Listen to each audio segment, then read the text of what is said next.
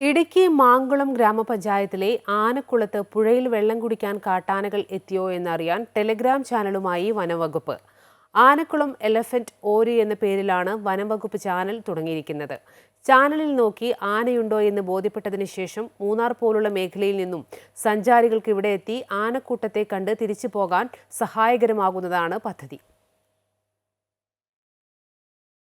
ഈറ്റച്ചോലയിൽ നിന്ന് വെള്ളം കുടിക്കാനാണ് കാട്ടാനകൾ കൂട്ടമായി ആനക്കുളത്തെത്തുന്നത്. ഈ കൗതുക കാഴ്ച കാണാമെന്ന പ്രതീക്ഷയോടെ ഇവിടേക്ക് നിരവധി സഞ്ചാരികളും എത്തുന്നു. എന്നാൽ ചില സമയങ്ങളിൽ സഞ്ചാരികൾ വരുമ്പോൾ ആനകളെ കാണാറില്ല.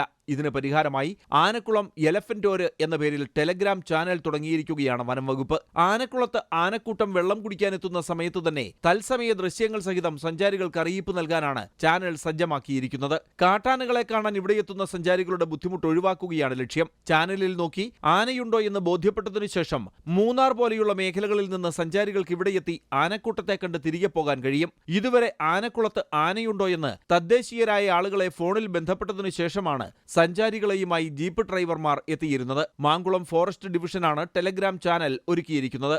ഇതിനായി വനം വകുപ്പ് ക്യാമറ സ്ഥാപിച്ചു. ചാനലിൽ സഞ്ചാരികൾക്കും നാട്ടുകാർക്കും ചേരുന്നതിനായി QR കോഡും വനം വകുപ്പ് സജ്ജമാക്കിയിട്ടുണ്ട്. വേനൽക്കാലമായതോടെ ദിവസവും നിരവധി കാട്ടാനകളാണ് ആനക്കുളം പുഴയിൽ വെള്ളം കുടിക്കാനെത്തുന്നത്. അമൃത ന്യൂസ്, ഇടുക്കി.